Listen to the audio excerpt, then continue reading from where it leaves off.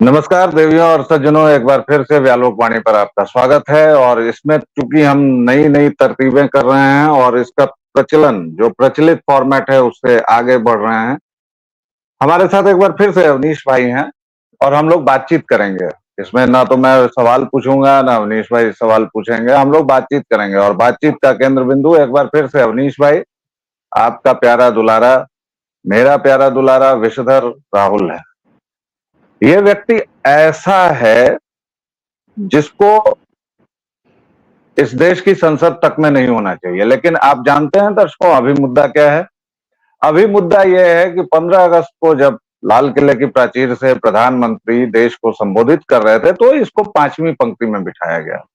इसके चमचे और चाटुकार कह रहे हैं कि 5वीं पंक्ति में काहे बिठाया, जार जार रो रहे हैं, दामन भीग गया है। दिल्ली में शायद बाढ़ भी आ जाए उनके आंसुओं से। क्यों रो रहे हैं? कि इनके मालिक को 5वीं रो में 5वीं पंक्ति में बिठा दिया गया। और ऊपर से सरकार ने सफाई भी दी है कि उसके पहले की रो में ओलंपियंस थे और वगैरह वगैरह और कैबिनेट मंत्री वगैरह थे। इसके चमचे चाटुकारों का कहना है कि यह चूंकि एलओपी है, नेता प्रतिपक्ष है, तो इसको भी कैबिनेट मंत्री का दर्जा मिलना चाहिए इसको पहले। हालांकि सरकार का यह भी कहना है अवनीश भाई कि पहली पंक्ति में इसकी सीट सुरक्षित थी और यह जानबूझकर हंगामा करने जो इसकी आदत है। व्यालोक भाई मैं रोक रहा हूं आपको। नहीं मैं तब से बड़ा कंफ्यूज था कि आप ऐसा क्यों कह रहे हैं कि इसको 5वीं पंक्ति में बैठाया गया। इसको 5वीं पंक्ति में बैठाया नहीं गया, यह उछल के कूद के जाके षड्यंत्र के तहत 5वीं रो में बैठा। और देखिए ऐसा है जी। और आगे जोड़ और जी, इस देश के इतिहास में एलओपी को कैबिनेट मिनिस्टर का दर्जा कब मिला सर? जब इसकी दादी जी ने कांड किया था, ठीक जी, तब एलओपी का दर्जा मिला। जी। आज तक एलओपी को संवैधानिक रूप से कैबिनेट मिनिस्टर का दर्जा मिलने के बाद से कोई ऐसा उदाहरण दिखा दीजिए कि जब ऐसे किसी भी समारोह में, मैं 15 अगस्त और लाल किले की प्राचीर से और आगे बढ़ता हूं, ऐसे किसी भी समारोह में लीडर ऑफ अपोजिशन को फ्रंट सीट न दी गई हो। पिछली बार खड़गे ने बाइकआउट किया था ना, और पूरे देश ने लाल किले की प्राचीर से खड़गे की नेम प्लेट लगी वो खाली सीट देखी, किस रो में थी? देखिए साहब, ऐसा है, हिंडनबर्ग पर इसको थप्पड़ पड़ गया एक फर्जी चूरन बेचने की कोशिश में, ये धरा गया। और दूसरा तो अभी सैयद सलाहुद्दीन साहब की जो ब्लिट्ज वाली रिपोर्ट आई है जिसमें इसकी चरित्र पंजिका, तो ये केवल ये था कि आखिर 15 अगस्त को जब नरेंद्र मोदी 98 मिनट हौंक के लाल किले की प्राचीर से उतरेंगे तो खबरों में मैं कहां रहूंगा। ये सिर्फ इस बात की कवायद थी। हाँ, इस बात की कवायद थी और इसके आगे की भी कवायद है। ये जिस तरह के बयान देता है और अभी बंगाल में जिस तरह से इसमें और ममता बानो में हो रहा है, दर्शकों देखिए, यही हम लोगों की जो नई परिपाटी है उसमें यही होगा कि आप लगातार मोनोलॉग किसी का नहीं सुनेंगे और आप उसमें बीच में हम लोगों की एक दूसरे से नोकझोंक भी देखेंगे। उम्मीद की जानी चाहिए कि तीव्र बहस नहीं हो। बहरहाल आज का मुद्दा है अवनीश भाई, जो आपने कहा चौधरी साहब ने जो इसकी जन्म पंजिका एक जगह जो एकत्रित कर दी है, और इसके पहले इनकी माताजी के बारे में कुछ जानकारियां दी थी, अब इनके बारे में कुछ जानकारी देनी शुरू किया और कहा है कि ये बस नहीं है, ये अभी और खुलेगा। और अब तो ये हो रहा है कि उसको हिंदी में बांटा जा रहा है, उसका तर्जुमा भाई लोगों ने रातों रात कर लिया है और अब उसको हिंदी में जहां तहां यत्र तत्र सर्वत्र इनकी चरित्र पंजिका उछाली जा रही है, दिखाई जा रही है। तो पहला टेक आपका, कोई सवाल नहीं है, पहला टेक चौधरी साहब ने जो चरित्र पंजिका निकाली है उसी से शुरू करें आज का कार्यक्रम। उसी से शुरू कर रहे हैं साहब। व्यालोक भाई, भारत में जरा पाखंडी शुद्धतावाद बहुत ज्यादा है, हमारे यहाँ बहुत ज्यादा पाखंडी शुद्धतावाद है। अरे रे रे रे रे, किसी नेता के सार्वजनिक जीवन के बारे में बात करिए लेकिन उसके निजी जीवन के बारे में बात मत करिए। पूरा पश्चिम और इवन यूएस में इस समय चुनाव चल रहा है, आप जिनको बड़ा मेच्योर्ड मानते हैं, खैर हम तो विश्वगुरु ही हैं, इसमें कोई दो राय नहीं है, लेकिन आप जिसको बड़ा मेच्योर्ड मानते हैं, बड़ा प्रोग्रेसिव मानते हैं साहब, यूएस के इलेक्शन में देख लीजिए, इस इलेक्शन छोड़ दीजिए, पूरी पर पार्टी देख लीजिए पश्चिम की। यस, आप अगर किसी देश के राजनैतिक जीवन में हैं, धारा में हैं, तो आपके व्यक्तिगत और निजी कैरेक्टर्स को बिल्कुल बांचा जाएगा और बेहद गंभीरता से बांचा जाना चाहिए। साहब, आप हमसे करोड़ों 141 करोड़ लोगों से ये उम्मीद करते हैं कि अपने जीवन में सुचिता, नैतिकता, हर तरह की बरजें।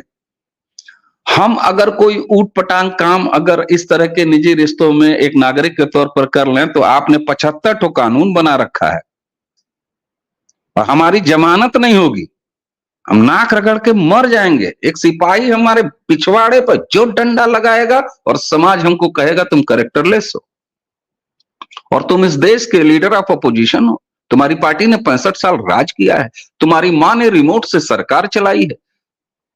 सलाउद्दीन साहब ने सिर्फ इसके कैरेक्टर से शुरुआत नहीं किया है। आप उस आर्टिकल का लिंक जरूर डालिएगा और दर्शक उसको पढ़ें, यहां कुछ भी एक्सक्लूसिव नहीं है।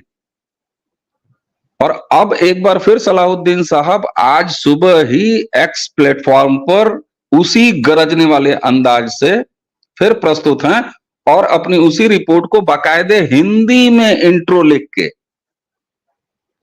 और राहुल गांधी और कांग्रेस से पूछ रहे हैं, है हिम्मत तो आओ जवाब दो। उन्होंने पंडित मोतीलाल नेहरू, अरे है फिर निकल गया मेरे मुंह से पंडित मोतीलाल नेहरू से लेकर शुरू किया साहब, एंटोनियो माइनो से आते आते वो राहुल विंची तक आए हैं और इसके तमाम रिश्तों पर खुलासा उन्होंने किया। हाँ, कुछ आप उल्टी सांस नहीं, मैं केवल ये बोल रहा हूं, उसी में आपकी बात में जोड़ रहा हूं कि दर्शकों के लिए मैं 2-4 पॉइंट्स में उस रिपोर्ट की मुख्य बातें चाह रहा था कि आप और मैं कह दें। देखिए दर्शकों, जैसे मैं इनको खानदानी चोर बोलता हूं क्योंकि इनका पूरा खानदान जमानत पर है, वैसे ही चौधरी साहब ने इनके पूरे खानदान की बखिया उधेड़ी है और मोतीलाल नेहरू से लेके जवाहरलाल नेहरू, इंदिरा गांधी, एंटोनियो माइनो और तब राहुल विंची, सब इस बीच सुब्रमण्यम स्वामी दिल्ली हाईकोर्ट चले गए हैं कि राहुल विंची की नागरिकता को लेकर मामला फंसा हुआ है और उसको लेकर फंसा हुआ है। वहां पर इस रिपोर्ट में यह भी बताया गया है कि किस तरह राहुल विंची ने कई सारी कंपनीज खोली, एक खोली बंद की, फिर खोली फिर बंद की। और आपको हेराल्ड का मामला याद होगा अवनीश भाई, जिसमें कांग्रेस पार्टी ने कांग्रेस पार्टी को बचाने के लिए कांग्रेस पार्टी को लोन दिया और उसमें जिस कांग्रेस पार्टी ने बचाने के लिए लोन दिया उसके सदस्य थे एंटोनियो माइनो, राहुल विंची और उनके कोषाध्यक्ष तत्कालीन, मैं नाम भूल रहा हूं, शायद मोतीलाल वोरा थे या जो भी थे। और ये किसको बचाने के लिए दिया गया? जिस कांग्रेस को बचाने के लिए दिया गया उसके सदस्य कौन थे? उसके सदस्य थे एंटोनियो माइनो, राहुल विंची और फिर से वही कोषाध्यक्ष। अच्छा, और ये लिया किसने, किस कांग्रेस ने? तो ये लिया फिर से वही एंटोनियो माइनो, राहुल विंची और कोषाध्यक्ष मोतीलाल वोरा साहब ने। तो इनके खानदान की यह भी परंपरा है साहब। अचानक एक दिन जवाहरलाल नेहरू को इच्छा होती है या उनको स्वप्न आता है कि जवाहरलाल नेहरू को, अच्छा मेरी वाली लाइन छीन ली। आप बताइए जी। नहीं, आप ये बता लीजिए, उसके बाद मैं चला आता हूँ ना। अरे नेहरू को सिफारिश किया और प्रधानमंत्री नेहरू ने ले लिया, एक नेहरू को जो है भारत रत्न दे दिया। ठीक है, अब एक रिसेंट भी ले लेते हैं, ममता बनर्जी मुख्यमंत्री पश्चिम बंगाल, कांग्रेस का ही डीएनए है ममता का। ममता बनर्जी मुख्यमंत्री वेस्ट बंगाल, गृह मंत्री वेस्ट बंगाल, स्वास्थ्य मंत्री वेस्ट बंगाल, ममता की सरकार। कल ममता, शर्म नहीं आती है इस, मतलब मुझे लगता है कि कांग्रेस का डीएनए ही खराब है, वो कहीं जाएंगे इसी तरीके से करेंगे। हालांकि अब लोग कह देंगे कि हेमंता बिश्वा शर्मा, तो हो सकता है भाई उनका डीएनए पहले सरदार पटेल वाला रहा हो, ये मैं नहीं, इस पर नहीं जाऊंगा। लेकिन आप सोचिए, ये बेहयाई जिस तरीके से ममता कर रही है, ये कांग्रेस का पूरा कल्चर ही यही है भाई साहब। लेकिन अवनीश भाई, आज का मुद्दा है राहुल की हसीनाएं, तो प्लीज आप भटकिए मत। अब हम लोग 8-10 मिनट आ चुके हैं चर्चा में, अब मुख्य मुद्दे पर आ ही जाते हैं। ये जो पूरा प्रपंच इनका चला हुआ है, ये बीच बीच में जो भाग जाते हैं देश विदेश, कहाँ हैं, इनकी 2 संतानें भी हैं, इस सब पर जरा आप हमारे दर्शकों का ज्ञानवर्धन करें इस लेख के बहाने। बिल्कुल सलाउद्दीन साहब ने, एक तो सबसे अच्छी बात यह है कि एक अच्छे, वो ब्लिट्ज वीकली बांग्लादेश के संपादक हैं, और सलाउद्दीन साहब ने ही जब बांग्लादेश में तख्ता पलट हुआ तो उसका राहुल कनेक्शन क्या है तारिक के साथ जो है, लंदन मीटिंग क्या है, वो उन्होंने ब्रेक किया था। लगातार वो कांग्रेस से सवाल पूछ रहे हैं, इस देश के एस्टेब्लिश मीडिया पर भी वो आ रहे हैं और सवाल पूछ रहे हैं, लेकिन अभी तक कांग्रेस की तरफ से चूं नहीं कसी गई है। उन्होंने फर्दर ये रिपोर्ट परसों रात में आई, कल इस पर पूरा गम्मज हुआ, लेकिन कांग्रेस एक बार फिर शांत है। वहां वह, यह तो बधाई का विषय होना चाहिए, मैं तो देश को बधाई दूंगा कि आपके लीडर ऑफ अपोजिशन कुंवारे नहीं है, उनके 2 पुत्र औलादे भी हैं। और कांग्रेसियों को ज्यादा बधाई दीजिए कि अगला चरण चाटने के लिए चरण तैयार है। मतलब उनके जो भी खानदान में होगा, वो कांग्रेसी तो भाई उसी पवित्र परिवार को पालते हैं ना और मानते हैं। हाँ, अरे मैं कांग्रेसियों को ही बधाई दे रहा हूं, बधाई हो, तुम्हारा उत्तराधिकारी पैदा हो चुका है। अगर कोई आकाशवाणी करनी हो तो वो भी बताइए, दिल्ली चल के ऊपर माइक लगा के कर दूं कि भैया बधाई हो। इस समय तो एंटोनियो माइनो के घर में सोहर बजना चाहिए भाई, आधिकारिक रूप से सोहर बजना चाहिए।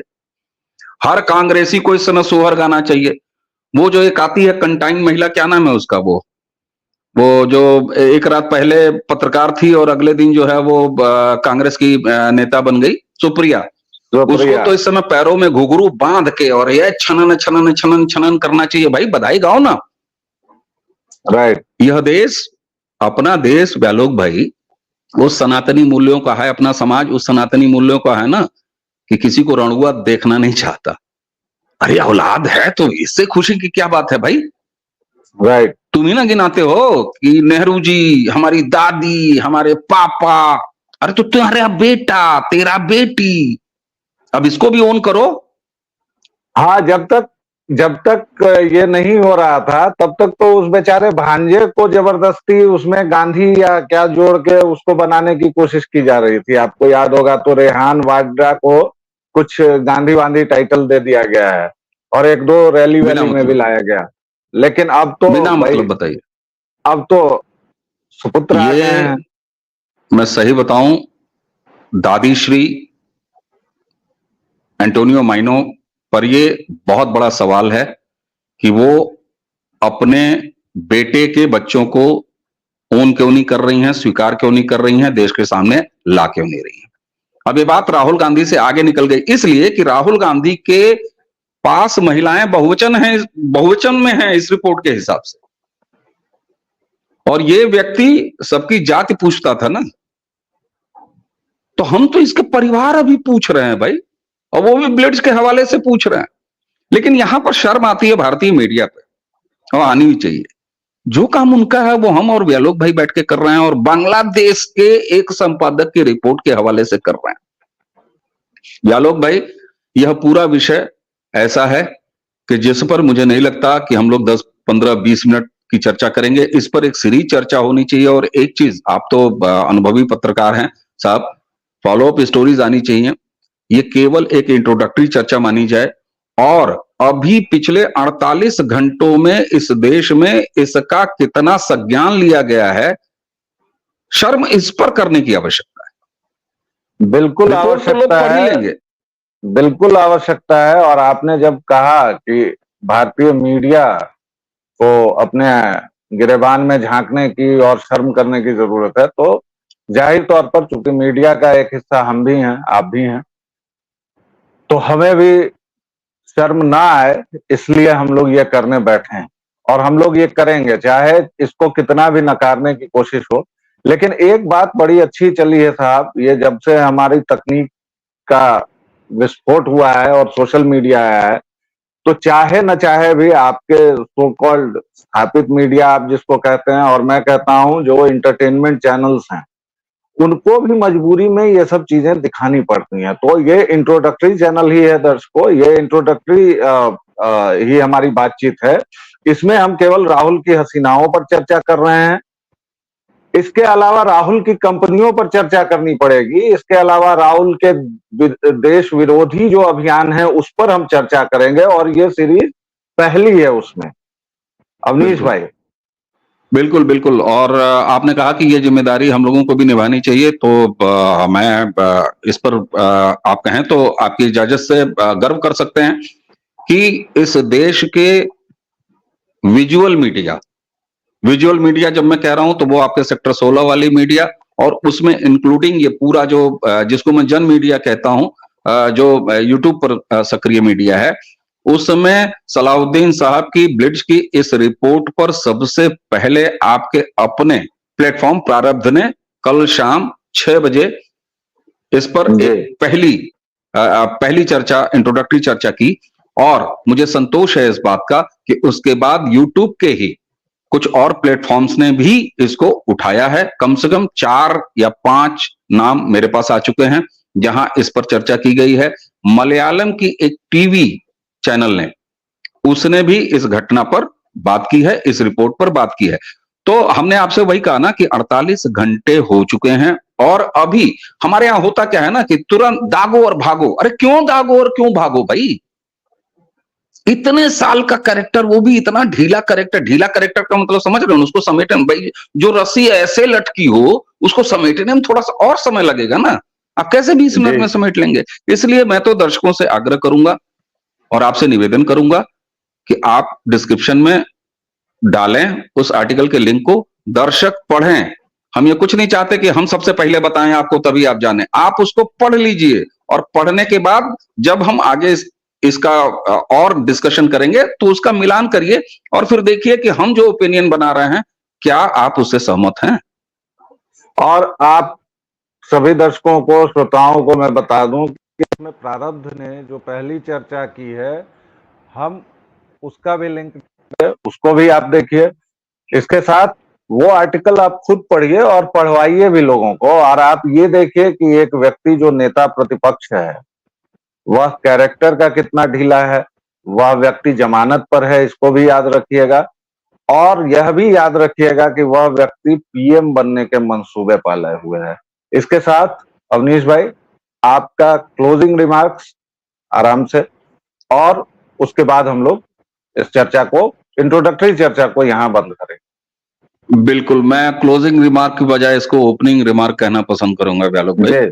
ओपनिंग रिमार्क मेरा ये है कि ये केवल हमने आपके सामने डाइनिंग टेबल पे बंद कैसरोल रखे हैं, बंद डोंगे रखे हैं। उन डोंगों के अंदर क्या है और क्या है चरित्र इस व्यक्ति का, इसके परिवार का। और यह व्यक्ति जब दावा करता है और स्वाभाविक अधिकार समझता है इस देश की प्रधानमंत्री के पद पर, एलओपी पाकर वो ऐसा बिहेव कर रहा है कि जैसे वो प्रधानमंत्री ही बन चुका है, तो क्या भारत का संस्कार ये कहता है कि एक ऐसा व्यक्ति इस देश का को किसी भी हद तक एक सांसद के रूप में भी रिप्रेजेंट करे? मुझे नहीं लगता। इसलिए मैं एक बार फिर वही ओपनिंग रिमार्क दूंगा कि साहब रिपोर्ट पढ़िए।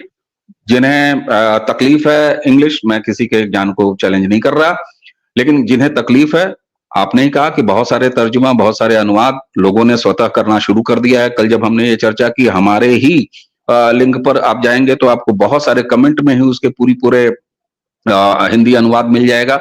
आप उसको पढ़िए, और पढ़ने के बाद अगली हमारी चर्चाओं में हम ये जो कंसर्न लेके चल रहे हैं वो कितना वाजिब है, इस पर एक अपना विचार बनाइए। तो दर्शकों, इंट्रोडक्टरी चर्चा, इसमें हुई बात राहुल की हसीनाओं पर, अगली बार होगी बात राहुल के वित्त पर, और उसके बाद बात होगी राहुल के देशद्रोह पर। तब तक राहुल विंची और एंटोनियो माइनो का खाता जहां जहां से खुलता रहेगा, चाहे वो चौधरी साहब हो या सुब्रमण्यम स्वामी हो, हम कहीं से भी माल उठाने में गुरेज नहीं करेंगे और हम आपके पास लाते रहेंगे। बने रहिए हमारे साथ। बहुत बहुत धन्यवाद अवनीश भाई, बाकी सभी को जय श्री राम। लेकिन इस सबके बीच आपको राहुल जी के बच्चों से ध्यान नहीं हटाना है। बिल्कुल नहीं हटाना है, और राहुल जी के बच्चों की खोज खबर लेते रहनी है। राहुल जी को बधाई का संदेश भी आप दे सकते हैं।